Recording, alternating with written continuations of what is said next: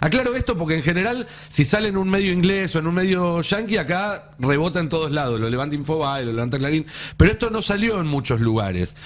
La sospecha es que hay algo más, que hay algún otro tipo de negociación que se está haciendo tras bambalinas para la transferencia de material bélico.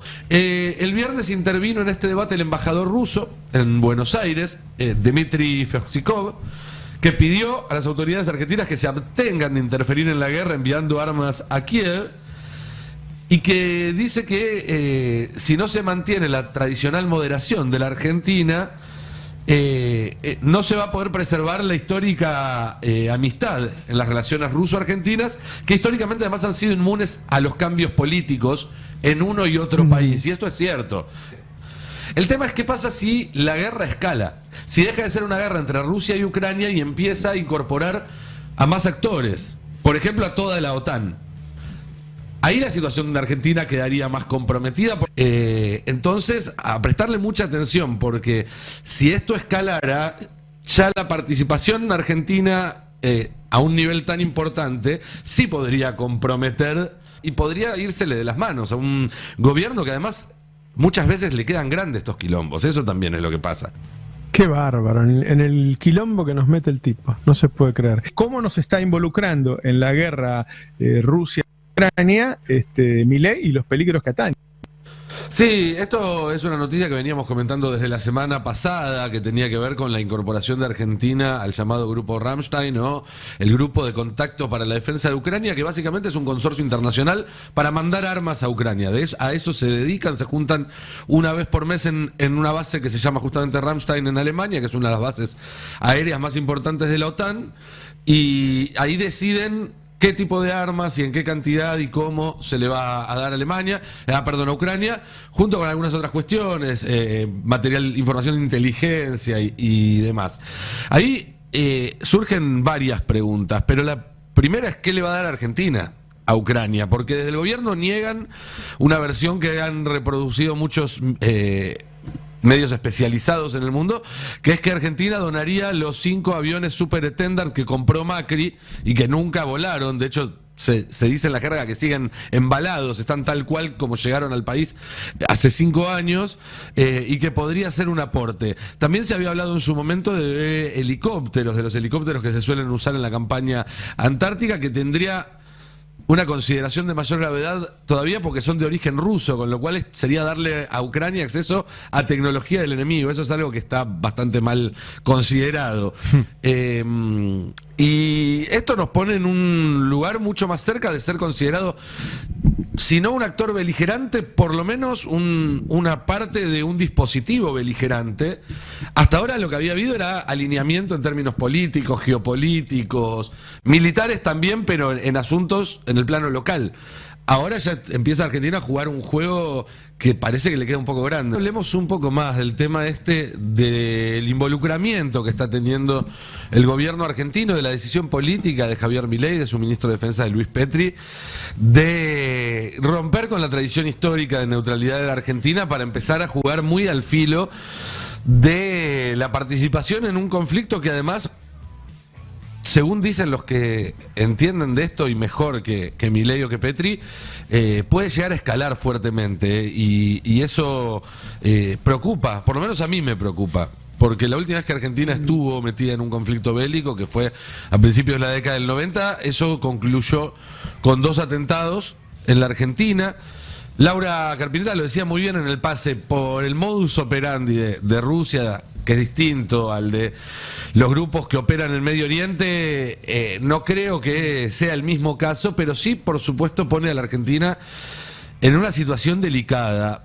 Repasemos un poco los hechos, si te parece. En primer lugar, la semana pasada hubo 2 hechos clave. La participación de Milei en la cumbre que organizó Zelensky, una cumbre que se llamaba Cumbre por la Paz, pero que tenía a un solo bando participando, con lo cual no era muy por la paz que digamos. Pero sobre todo, y con mucha menos prensa, la adhesión de la Argentina al llamado Grupo Rammstein, o Grupo de Contacto para la Defensa de Ucrania. ¿Qué es el Grupo de Contacto para la Defensa de Ucrania? Es un grupo que se conformó 2 meses después de que comenzó la guerra, de la invasión de Rusia a Ucrania, del que participa toda la OTAN y otros 20 y pico de países, en total son 57 países, que se juntan una vez por mes, generalmente en la base que tiene la OTAN en Alemania, que se llama Ramstein, aunque a veces es virtual o en otros lugares, y coordinan la entrega de material bélico a Ucrania. Básicamente es un grupo de apoyo logístico, de inteligencia, pero sobre todo armamentístico a Ucrania. Para que te hagas una idea, en lo que va desde que se creó hace 2 años, un poco más de 2 años, este grupo se ha colaborado con el equivalente a más de $100.000 millones en tanques, vehículos blindados, piezas de artillería, baterías de defensa antiaérea, etcétera, etcétera, etcétera.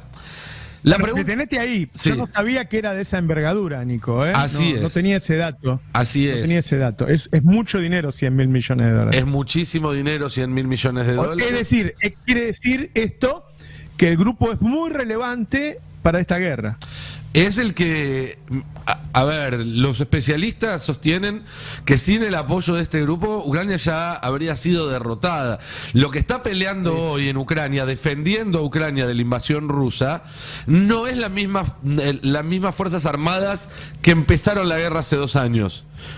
Hubo un recambio absoluto en términos de material y en algún punto también en términos humanos, porque ese es el siguiente paso. Ese es el paso en el cual interviene la OTAN directamente en el territorio. Pero antes de llegar a ese punto, a mirar hacia el futuro, la pregunta que a mí me surge cuando leo esto es: ¿qué hace Argentina ahí? ¿Qué tiene Argentina para ofrecer, para darle a Ucrania, que hace que sea tan bien recibido en este grupo?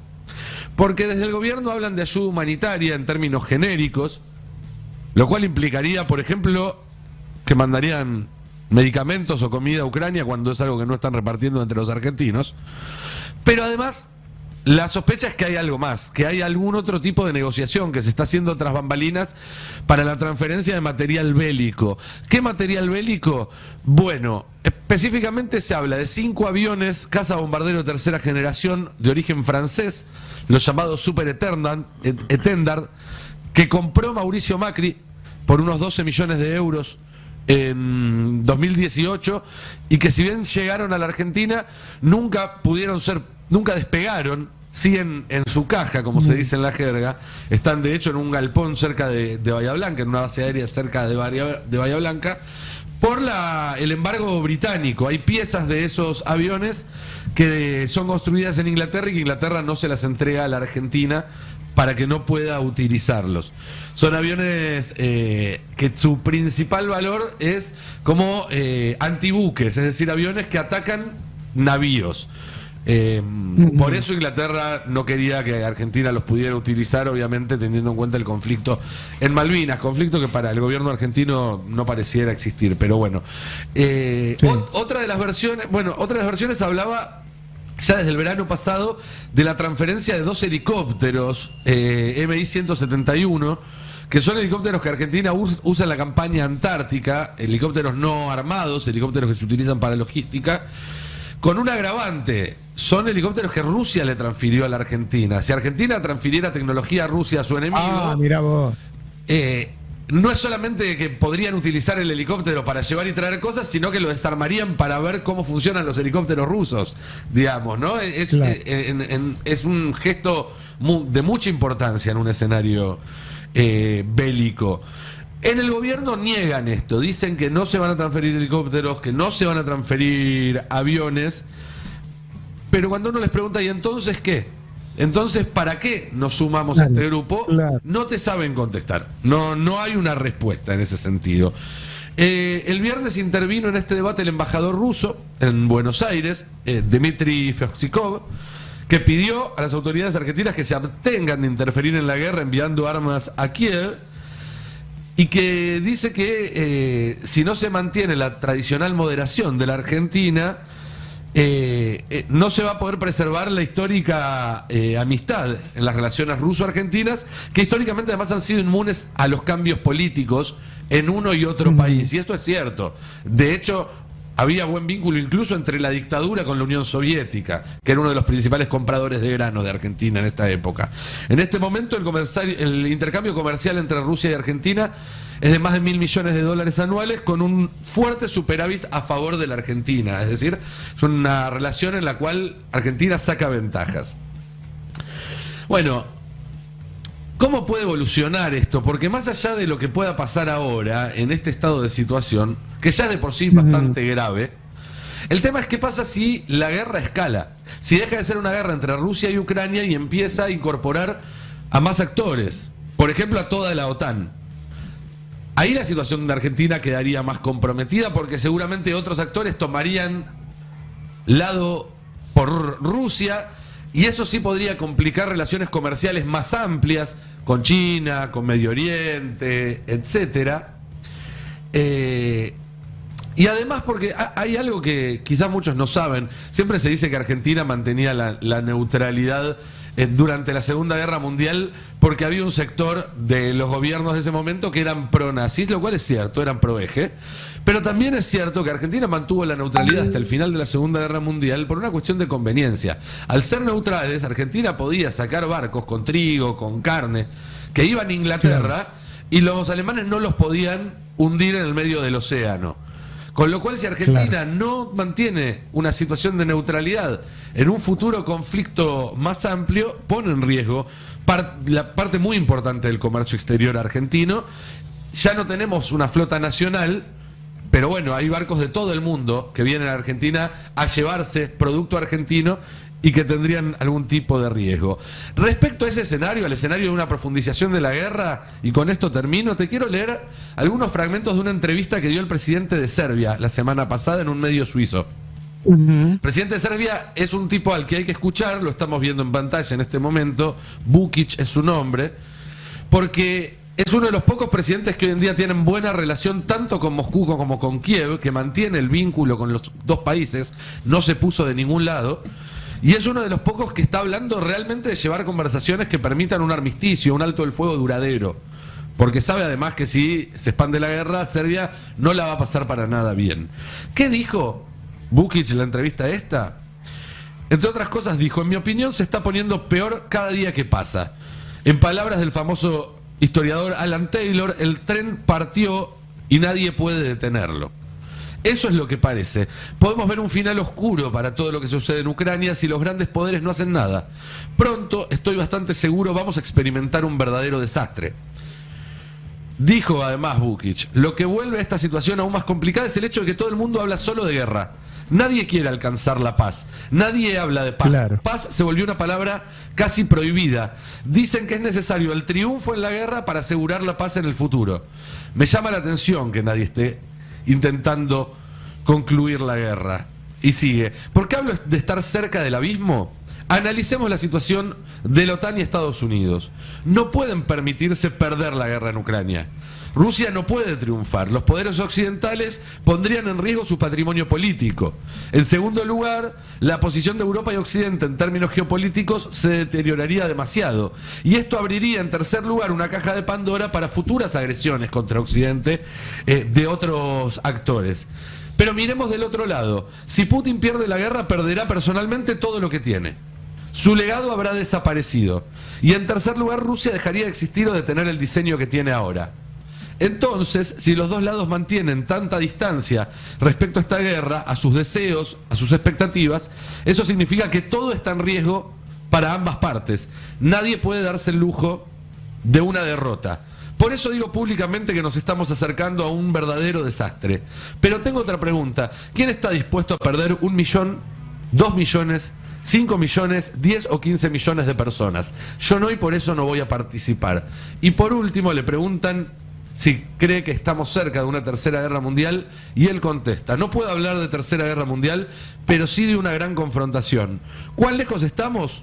Yo creo que no tan lejos, no más de 3 o 4 meses, y existe el riesgo de que suceda todavía antes.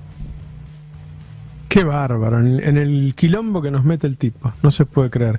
Para completar igual lo de lo que veníamos hablando sobre el tema Ucrania, hay un factor más a tener en cuenta, que es que todas esas consideraciones que recién hacíamos son para un escenario en el cual sigue todo más o menos como los últimos 2 años.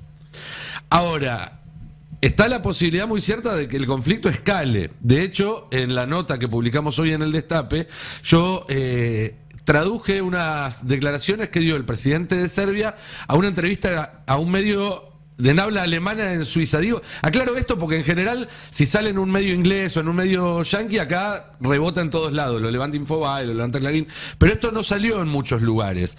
Vučić, que es el presidente de Serbia, es uno de los pocos jefes de Estado que tiene vínculo fluido tanto con Moscú como con Kiev. Se reunió la semana pasada con el ministro de Defensa de Ucrania, habla seguido con Putin, es considerado un aliado o alguien cercano a Rusia en la región, estuvo con Xi Jinping el mes pasado, es un tipo muy contacto y fue ministro de Defensa antes de ser presidente, con lo cual entiende de lo que está hablando. Y él, entre varias consideraciones, donde entre otras cosas dice: soy de los pocos que estoy planteando que se hable de paz, porque la verdad es que uno escucha tanto a rusos como ucranianos y americanos y lo que hablan es de ganarle al otro y no de alcanzar la paz. Pero cuenta que él en su país está revisando stocks de combustible, de harina, de aceite, porque piensa que puede haber una escalada que lleve esto a una gran conflagración en 3 o 4 meses. Esto es lo que dijo la semana pasada el presidente de Serbia, que además es, en términos de Villarroel, el jamoncito, si esto, digamos, escala. Pues Serbia, los Balcanes, cuando hay quilombos entre Rusia y Europa, la pasan mal siempre. Entonces, a prestarle mucha atención, porque si esto escalara, ya la participación argentina a un nivel tan importante sí podría comprometer comercialmente, por ejemplo, a la Argentina, en lo que tiene que ver con sus exportaciones y demás, y podría írsele de las manos a un gobierno que además muchas veces le quedan grandes estos quilombos. Eso también es lo que pasa. No sé, Lau, ¿cómo lo ves? Sí, claramente salimos de la posición de neutralidad. A mí me gusta aclarar que, a diferencia quizás de lo que pasa cuando asumimos una posición en Medio Oriente, yo no veo una amenaza, digamos, por los antecedentes que nosotros tenemos, ¿no? De terrorismo internacional, de atentados. No veo esa amenaza vinculándonos ahí, porque Rusia tiene otra forma de actuar. Y ya, como vos lo mencionaste antes en otros programas, Roberto, desde el gobierno de Alberto ya venían tratando de despegarse de cualquier posicionamiento vinculado a la guerra, inclusive, digamos, afianzando la cooperación económica y comercial que había con Rusia. Entonces, en ese sentido, tampoco veo que nos afecten. Yo sí lo que veo, y me parece muy gracioso y me gustaría remarcar, que esto incomoda al gobierno, lo va a complicar en algo que nadie está pensando mucho, que es en sus vínculos políticos internacionales. Todos los aliados internacionales que tiene Milei con la extrema derecha son más cercanos a la posición de Rusia que a la posición de Ucrania. De hecho, el gran temor que tienen en Ucrania, me comentaban hace unas semanas, el gran temor que tienen en Ucrania es que si gana Trump en Estados Unidos a fin de año, ellos están convencidos de que va a buscar inmediatamente o en los primeros meses de su gobierno firmar una paz y terminar ese conflicto, porque no quiere seguir girando plata, no quiere seguir girando armas. Trump ya fue medio agilacionista, por decirlo de alguna manera, en el pasado. Con lo cual, digo, está chocando directamente con la gente que dice estar ayudando, como bien decías vos recordando la entrevista de ayer de Milei, que él hizo ganar las elecciones europeas. Bueno, sus aliados de Vox no estarían tan de acuerdo en España, porque hay muchos analistas españoles que dicen que lo terminó perjudicando y ayudando hecho, más Vox a Pedro Sánchez. A Vox no le fue bien. Exactamente. En esas elecciones. Entonces, en un marco... digo, esto va a traer tensión con sus propios aliados, ¿no? Con esa propia ola de extrema derecha que él dice participar y que ya lo mencionaste vos, es gran parte, en parte es una de las explicaciones de por qué le fue bien en las elecciones europeas. Con lo cual, yo vengo a decir que tiene un matete en la cabeza en términos de posicionamientos internacionales importantísimo. No tenemos nada para ganar. Busquémoslo el video cuando él dice que hizo ganar, que cambió las elecciones en Europa, porque es bien interesante. Va a quedar, y habla de su amor propio, ¿no? Sí. También. Y hay un factor más. ¿Tenemos el video? Veámoslo. La realidad es que, mira, no es lo mío viajar, pero lo hago porque creo que con cada una de estas decisiones he puesto a la Argentina en lo más alto. Muchos, por ejemplo, criticaron mi viaje a Davos. Sí. Bueno, mi viaje a Davos fue muy importante. Mirá el impacto que tuvo en Europa y cómo se dieron vuelta las elecciones y hundimos a los pobres progresistas, pobristas. Hundimos. Aramos dijo el mosquito, se decía cuando yo era chico. Es impresionante el matete, como vos decías, Lau. Recordemos algo hermoso, que cuando la primera ministra de Italia publicó un video sobre el resumen del G7, No aparece. no aparece, No. pero ni medio segundo, ¿eh? No se lo Inclusive la gente con la que tuvo peor relación ella en la cumbre, que es el presidente de Francia, que es Macron, aparece en todos lados. Y Milei no aparece. Ujú. Pero Así- hay una elección deliberada de no ponerlo, porque hay una toma en que va mostrando a todos los presidentes y corta justo antes de él. Sí, sí, Como así si es. alguien le dio una orden al que hizo la edición, che, a Milei no lo quiero, ahí, ¿no? Sí, y lo otro que me llama la atención es la frase de a mí no me gusta viajar. Llegó hace 2 días, se está yendo de nuevo esta noche, casi por una semana más, 5 o 6 días, y ayer confirmó que va a viajar a París a la apertura de los Juegos Olímpicos. Es decir, para alguien a quien no le gusta viajar, está sumando bastantes millas, Milei. Me da la sensación. Él lo hace por la Me da patria, la sensación dijo de que no hay ayer. un golpe de Estado en curso, porque Sí. si no, no podría irse a la apertura de los Juegos Olímpicos. Y otra cosa. Hay, sí. no, sí. No, Pero que va yo- a ir a recibir un premio. Ahora Pero- sí, sí. un premio, ¿En serio? un premio, ponele. Que hable con Luis Ventura, que por $50.000 te da uno. ¿Para qué va a ir hasta allá? Ah, Y se va a juntar con el canciller de Alemania, si sí. no... Sí, que Pensamos en se cree Bondido. protagonista y está mirando desde afuera, digamos. Yo creo que ese es el principal problema que tiene Milei, que es la falsa percepción de sí mismo y también del país, de sus capacidades y del rol que tiene que tener. Estemos muy atentos a lo que pasa Lástima a fin que de mes con presidente. las elecciones de Francia. Yo creo Porque que eso como va a dice- determinar mucho. No, perdón, lástima que como dice Murano, la lapicera la tiene. No, por eso, por eso. Claro. Pero, ¿se acuerdan de esa frase que había citado en su momento Alberto, pero que es muy común en las relaciones exteriores? De si estás en la mesa o estás sentado a la mesa, o sos comensal o sos parte del menú. Da la sensación de que Milei está con la manzana en la boca, en la fuente en el medio de la masa, pensando que todo el mundo lo aplaude a él por lo que dice, digamos, ¿no? Un gran Eh, canciller, Alberto. ¿O fue presidente? No, fue presidente, pero. Ah, pensé que Una había cosa, sido me quedé canciller. pensando un dato que dijiste al pasar. $50.000 es con o sin comida. ¿La comida y la bebida es aparte? Sí, esa parte. esas Ah, son paralelas. pará. Un montón. Bueno. Bueno,